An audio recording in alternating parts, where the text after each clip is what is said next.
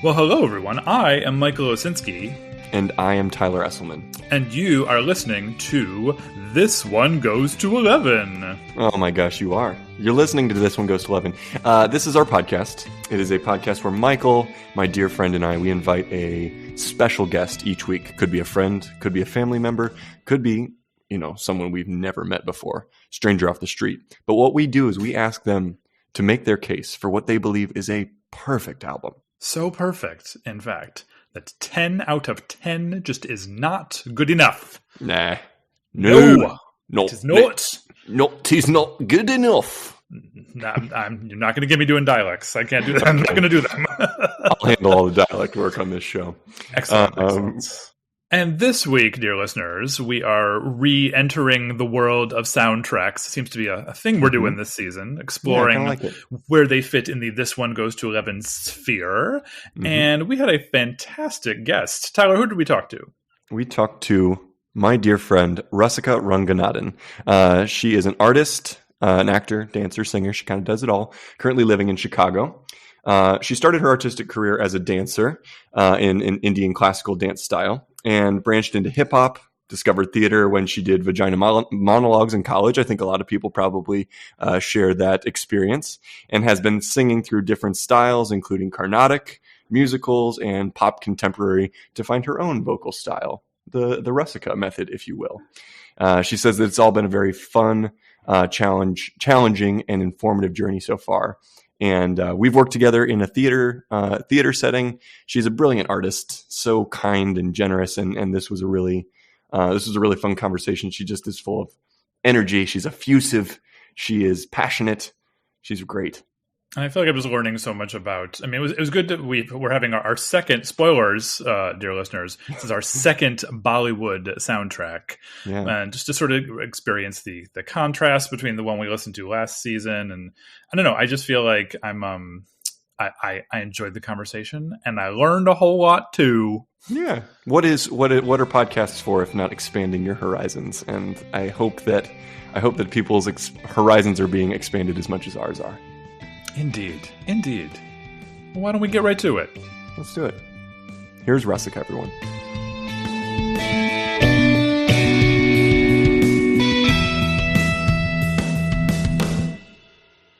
Rasika Ranganathan, how are you? I'm doing well. How are you? So good. It's such a pleasure to have you on the pod. Welcome to This One Goes to 11. How is Chicago today? It's the best time to be in Chicago right now. It is. I mean, today, it's going to go up to, it's kind of like 60s, 70s, which is nice. It's starting to do that thing where it can't make up its mind before it goes into winter. It's doing that where it's like 40, 50, 70, 30. Like it's doing that for the last few days. Little identity crisis. Yeah. It's like freaking out, and then it'll start dropping consistently. But like, I think I've never previously enjoyed fall necessarily. Fall has always been that, okay, here, it's always been like a let's gear up for winter kind of a season for me. Not that winter bothers me or anything, but still, I like sunshine, summer. But for some reason this round, I'm really enjoying the fall. I'm into the pumpkin stuff. That's never happened. Yeah. Oh, what is Chicago's that? In you. Yeah. This is like a revelation. I think you should lean into it. Because it really only is appropriate this time of year. So you might as well make the most of it now. Embrace your pumpkin spice latte appreciation. Yes, I never used to. And now I don't know what I had this like pumpkin. It was actually like a cake. It was actually pumpkin. The name of it was pumpkin butter. I like the first part of it. And then chai cake. There was no chai in it. Let's be real. Come on. It was. I know. I was like, don't just throw that word in there because you want to. But it was more like a pumpkin spice type cake. And I was like, what? Fall in my mouth? Yep. Fall in my mouth. This one goes to 11. Fall in my mouth edition. It was good. But I'm very excited to talk to you today, and we need you to let our listeners know what album you have brought before the This One Goes to 11 tribunal today. Totally. So this album is called Rangeela. It came out in the 90s and early 90s, I think. And the music composer is A.R. Rahman. And our listeners might know that name. Very, very, very important composer the world over. Love the guy. He is in India. He's often known as, like, his tag is Mozart of India, and that's usually like how he's kind of like known as, like, that always comes up in a lot of his concerts and whatnot.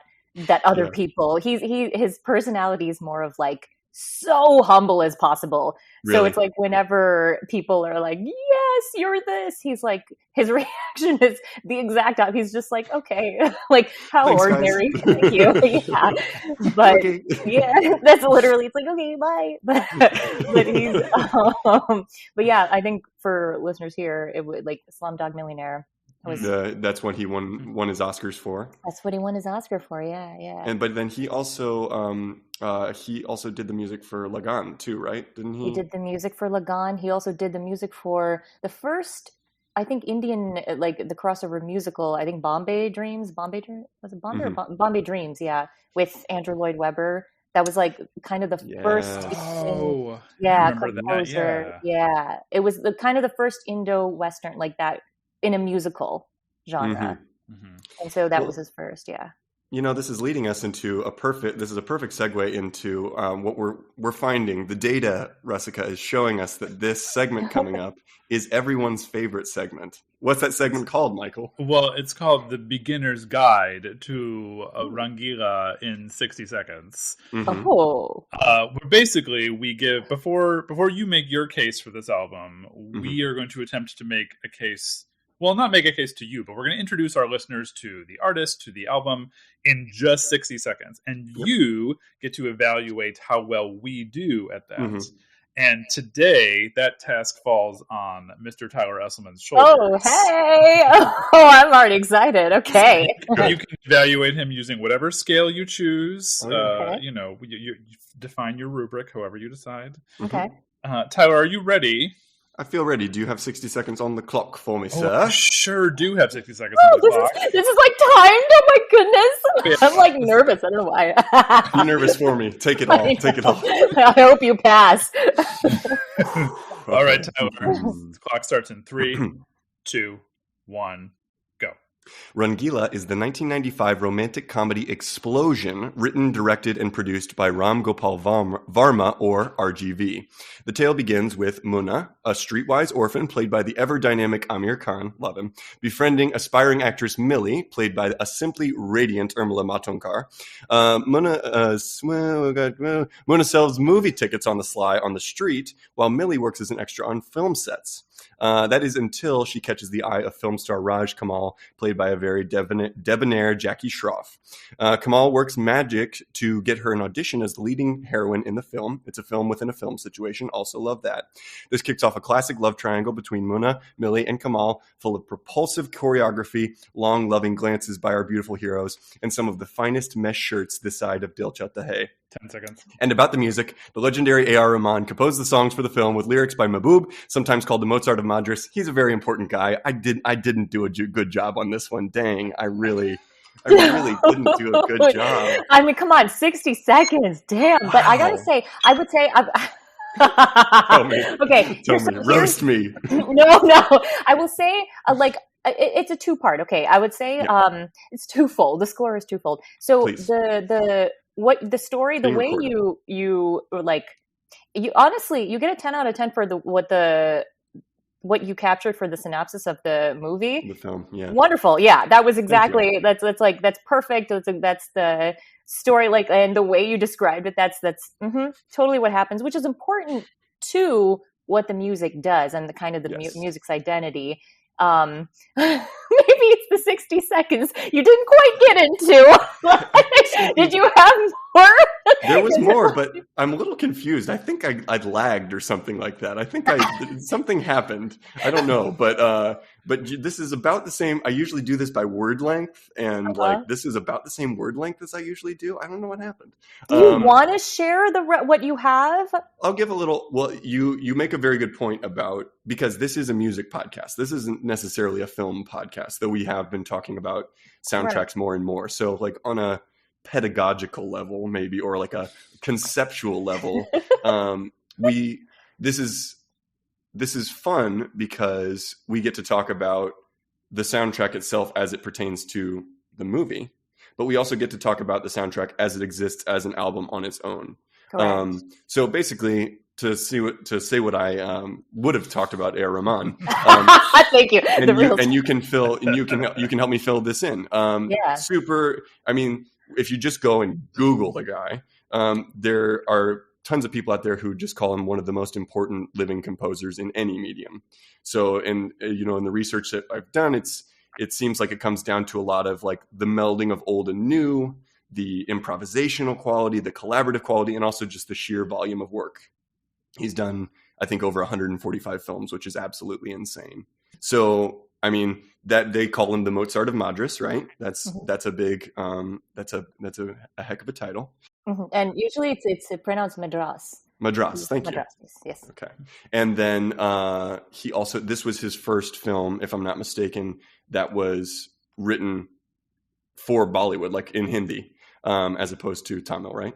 Correct. Yeah, he originally started in the Tamil language, which is, I would say, the second most spoken language in India. And he started in that. And then he was also one of the first music composers to venture into specific like Hindi and like what most people know as Bollywood. But that is another thing where a lot of people don't realize that Indian cinema is not, it goes hand in hand, because in India, the music industry now, there's a lot more independent artists. There's a lot more like that boom of where you find from singers to like musicians, everybody's kind of doing their own independent stuff now. But over there, it was hugely mainly feeding off of the cinema universe.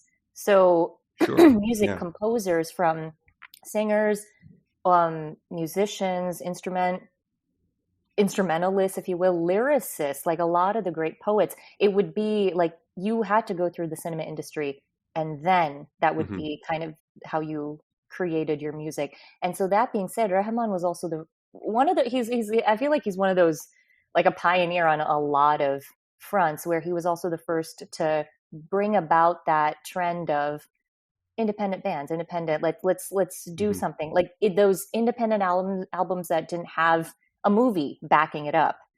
He was one of the first ones to start doing that too. So you gave me 10 out of 10 for my summary of the movie, which is what it ended up being. We didn't touch much on that. For your 60 seconds.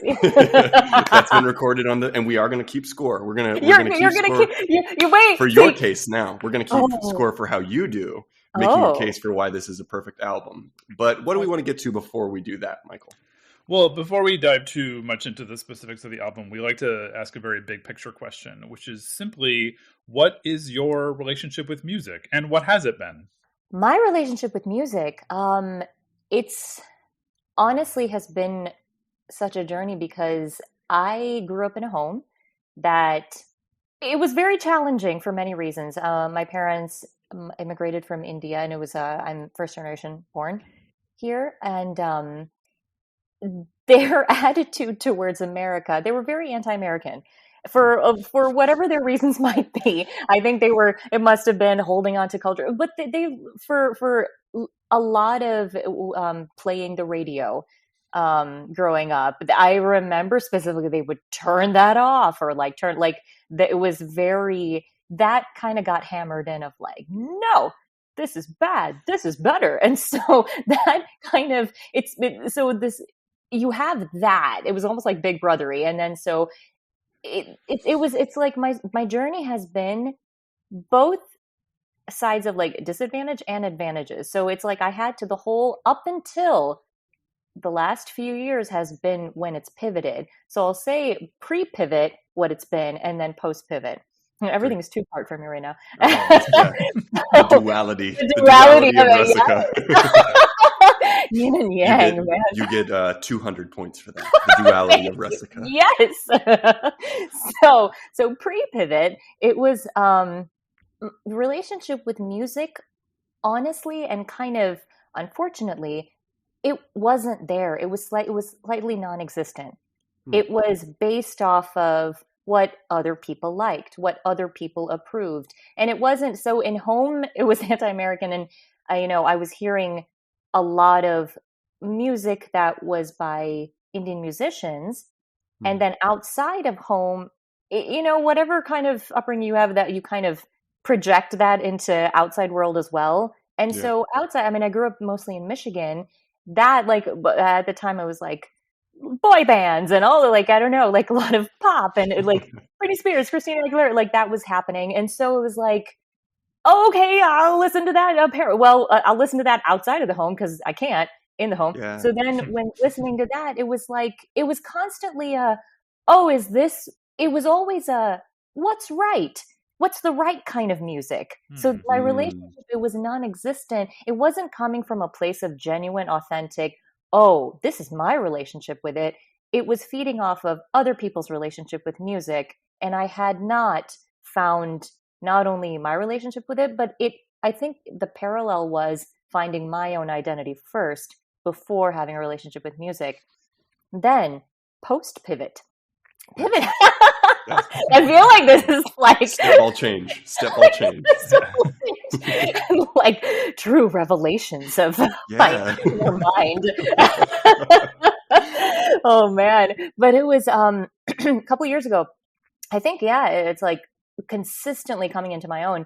And I noticed relationship with music drastically changed in a way where I no longer, that confusion was gone. It used to be Western, East versus West, a lot of that, all the garbage voices that I had, it kind of disappeared. And I started just noticing sound. And once I kind of noticed sound, that's when I was even able to identify okay, what were the advantages of the pre-pivot? Well, I got to hear sounds from international musicians that not a lot of people ever get to hear. And I also got to hear my own, other people's, outside, American artists. And through that, maybe outside, if anybody else suggested anything else. And at that time when hip hop was booming, all that stuff was also kind of thrown at me. So it's oh, hey, I have a whole bank of information that has been untouched. Now let me develop this. So that's been my post pivot. So now I can say, I'm going to borrow Tyler's word of embryonic phase. I'm still in an embryonic phase with my relationship with music. And it's now, because of that, I no longer, I'm identifying it through sound and storytelling and feeling. So what used to be American versus Indian versus, this is more Latin based. I'm not, that division, if you will, is also going away because I don't see it. I don't hear it like that anymore. I see it's that the universality of music, it's picking up the more I'm defining it for myself. So 9,000 points for the universality of it. What scale are you grading me on? Oh yeah, the scale will become very clear very soon. I'm wondering, did you learn a musical instrument when you were growing up? I mean, did you play music in the house growing up? It's very interesting. Okay, so I started art wise, if you will. So dance, I started dancing ever since I was 6 years old. So a lot of my initial relationship, this actually brings a good point. My initial relationship to music, and to this day that does influence me a lot, is dance. And so whenever a certain rhythms or that I anything where it's kind of my body moves, usually I gravitate towards that. At that time growing up, what I trained in is Bharatanatyam, which is an Indian classical dance. And so cool. I was listening to more of, when you do a specific thing, you tend to or listen to one thing for a long time, you can pick up the nuances of that, but everything else is kind of jarring. that's kind of that. This is what I mean by the disadvantage and advantage, where it was like, oh, okay, that spoke to me. It took a while. It wasn't until honestly post pivot where I could now translate that and not have to discard anything. So to answer your question, really, I dance. That was informing me a lot. And singing, I also Indian classical Carnatic music was for a few years. I learned that before in high school joining choir, which was very different for me. It was like, wow, this is very different. And instrument wise, though, I played violin in orchestra in high school. Yes. So a lot of it was like, it was very in the classical, aside from Indian cinema, like that, like cinema, contemporary pop, those sounds playing.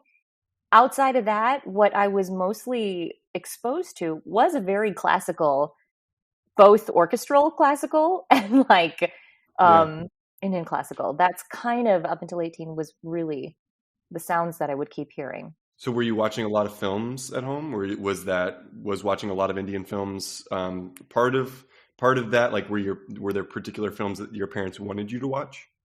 It's taken a while for me to even understand them, but like that's a post pivot. It's all post pivot. That's everybody, right? Yeah. That's everyone in the world. What were they doing? What the hell? What the hell was that? Sure. But like my father, apparently, now that I think back to that time, he's a huge Indian movie buff, and specifically Tamil movie. I think his upbringing, he would watch. He enjoyed stories. He enjoyed storytelling, and that's something later on I realized. Oh, maybe he never got to tap into that, which is why there's always been like a little bit of negative feelings towards like it's that thing of like, oh, I really like this, but I wasn't able to get into that world. Yeah. And so, but that being said, every week the tradition would be literally like Saturday night, and it was VHS tapes back then. So it was like go to the Indian store, get a couple samosas, and then get the VHS tape. It was like that, and it was all in Michigan, like that one Indian store that somehow also both had Hindi and Tamil because they were so specific. That's how specific they were, though. It wasn't just anti-American. They were also like kind of anti a lot of other parts of India. They were like as like patriotic to like Tamil, which is like, again, like post pivot. It's been like, okay, in that sense, I have this bank of information of this language and all the cultural intricacies of the specific language because I was exposed to that. Yeah. It was horrendous in other ways, but there's that piece. But every Saturday they would play a movie, and I watched movies from the 50s, 60s, 70s, like black and white, everything. And my exposure to the specifically Tamil Indian cinema, which is very different from Bollywood. And I am very happy that I got exposed to that because a lot of the movies that I watched were heavily story-based, were heavily at a time where, because in Bollywood, a lot of people, there is a lot of pizzazz. There's a lot of, it's like that, showmanship. And it's maybe now trend is, it's the spectacle of cinema. There's that too, but outside of the Hindi language, at least, again, the trend is now changing, but growing up, I got to watch great stories, like just the stories that like heavy emotions and like comedy and like comedy and different kinds of like body work that it was just so rich and like and also there were a lot of film directors that would have the female protagonist be the lead, which is like, and I'm saying like Indian Tamil cinema in like 70s, 80s, and people are not aware of any of this, that like this even existed. But for me, was so used to seeing a female lead like that. That's what I was used to. That's what I grew up watching, and it's like that's huge. Yeah, that's been so every weekend it would be like a movie. Some of them sucked, but there were You need some to watch those though. Yeah. fantastic. Yeah, to get like what the I need to wash my mind out for a good 3 months. But like there were those two, but it definitely set the standard of okay, there are these gems. Yeah. There's trash. We can get rid of that, but like these gems, it really spoke to me, and through that, the music. Because in Indian cinema, the format, you always have, like I was talking about before, music is woven in to the story. Yeah. So it can be done in two different ways. Either the music or the song, there's usually about 4 or 5 songs. It can be a pure entertainment, like kind of like a music video and a random interlude or like a dream sequence or whatnot. Or it can be a storytelling device. Right. And which is fascinating. Yep. And that storytelling device is what I typically I gravitated towards the storytelling device, but of course, come on, if it's entertaining, it's like, woo, this is good. But like, and it found its place. It's done well. Even if it's entertaining, it's like the ones that I ultimately, if it fits the story, you're gonna like it. Like it's always weird when it's, there's a song, it doesn't have to be there. It might be great. Like that's when you just listen to the album and you're just like, that was a weird movie, but I'll just listen to the songs. But yeah. But Right. like typically when it goes hand in hand, the ones that I really liked and watched, it was like watching magic and listening to something magical being created, which was different from, at least growing up, I like outside of the home, whenever I would go to the movie theaters or with friends and whatnot, it wasn't the same. And it was always difficult and weird trying to explain to friends of like, oh, I had a couple friends over and be like, this is an Indian movie. And it was like, you pick like, you try to be selective and be like, okay, I think they'll like this story. Let me try to make it as mainstream as possible. Like usually about romance or something. And like, they'll like this. And they would, and it would be, a lot of it would be entertaining, but it was that thing of, they weren't, most Hollywood movies, you don't have 5 or 6 songs in them. It's not a part of the story for sure. And this album, I would say, in general, Rahman's trademark, like whenever he works with film directors, the importance he gives to story, it's unbelievable. And I don't know, I'm curious if you felt this way, because one of the reasons why I thought this album is fantastic is you don't necessarily have to have watched the movie. You don't have to know the language. And I don't speak Hindi. I don't know the lyrics when they're singing these lyrics. I have to look them up because I don't speak that language. But you get 600 points for that. What? A downgrade from 1,000? Hey, listen, every little bit counts. Okay. But it's like, so that the second part is that you don't have to speak the language. Like I mentioned before, I don't speak Hindi, and it's still like the story still can speak to you through his sound. And that's how the way he emotes, using instruments, using singers, using lyricists, using everybody. You said this word earlier, which is why about your description of Rahman. And for that, I will give you 350 points. Noted. Thank you very much. But like you said collaborative. 100%. And that's something I have been, I go through my phases of Rahman obsessions.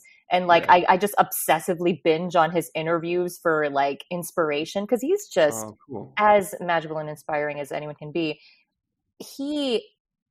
Everybody that speaks about him, and in general, his process of recording, 100% collaborative. Like whenever he works with a singer, like a lot of singers have talked about this, in their own personal interviews where they'll go to his recording studio. It's like improvise. You can do whatever you want. You want to do that. Maybe change this. Maybe try this pitch. But there is no micromanaging. It's just completely free. And I think that's why his songs, it's not just him. You can hear, okay, he is directing this thing, but I hear that singer. I hear the voice of that person. I hear the lyricist's voice. I hear the violinist back there. I hear the saxophone. I hear all of it. Like I think that's what makes it magical, is that collaborative process. It's everybody's musicality together that is making it a hole-in-one. I love that. Ooh, a hole-in-one. A hole-in-one album, yeah. You get 20. I'm going to go back a little bit and give you 20,000 points for strong female leads. By the way, how's that? Yes, for you? I will approve of that amount. Strong female leads are a hole-in-one every time. So before we dive into the specifics of the album and how you discovered it and whatnot, I think it will be good for our listeners to hear something from the album. So we asked you to choose a standout track from the album. What track have you chosen and why'd you pick it? Awesome. So the track that I chose as my standout track, the title of it is Hai Rama. And this song, in the movie, it comes in a part of the story where, as Tyler mentioned before, that love triangle. This song is about the love between the heroine and one of the debonair. He's very debonair. Oh, he's very debonair. I like that word. Yeah, kind of Tom Selleck-esque. He's got this mustache. Yeah, like you saw that in his like trench coats that he's my goodness. There's a great Speedo scene with him. Oh my God, yes. Good, yeah. Oh my God, the Speedo scene. Okay. I think this is the Speedo song. I think this is the one where this is like kind of the. There's twists and turns to this one. There's twists and turns. The Speedo one is actually, it doesn't come until later. That's actually your favorite song. Oh, okay. I think it speaks. The Speedo spoke to you, man. So it always does. I'm gonna give myself 600 points. Yes. But this comes in it comes in the part of the story where it's about that sexual tension between these two people, as seen in from the perspective of the guy, and like what you don't realize it's one-sided until much later, but it's presented as like this potential, a lot of tension, and so it's like sensuality on steroids is what this song is. And I do want to say one thing about why this is it really stood out to me. And is because it's a lot of classical music. And like that was drawn to that. But B, and this is the really, what I found really fascinating, was watching a interview a while ago about Rahman talking about Rangeela and a lot of these songs. He spoke about Hai Rama. He said the film director Ram Gopal, he made it so specific about, hey, I really want this song to be like sex on steroids. It's got to be, it needs to be sensual. Like his note was, it has to be sensual. And Rahman, like I think he went through a couple songs. They kept getting vetoed. Nothing was sticking. And he talked about, he was like kind of just in his room alone. I think watching TV or something. And he was watching this old film from the 50s, a long time ago. And like, in that, there was some Indian classical music playing, probably Hindustani. And that, he stopped and he was like, it was his light bulb of why, before that, he was trying to like attack sensuality using like different kinds of sound, like maybe Western sounds. Like he was trying to basically draw that from outside instead of draw from what already existed in India that was born out of sounds born out of India. And from that, he literally he describes it in a way where he's like, why not create a song that has the roots are all Carnatic, it's all classical, but classical can be incredibly sensual, and that is what he does with this. Ooh, all right, you couldn't have put it better for that. We're gonna give you 90,000 points. I will take it. Thank you. 90,000 points for classical's hot enough is what we're gonna say. Classical's hot enough. Classical is hot enough, which I think is such a man. Yeah, like sexual energy in music is such. There's so many. That conversation is so. There's so much richness there. I think we could talk for hours about that. But let's let the listeners listen to this. This is Hi Rama, and we'll see you in a minute. That's the end of part 1. If you access this episode via our YouTube playlist, you're about to hear our guest's standout track. If you'd like to jump ahead to part 2, you'll find a link in the description of this episode.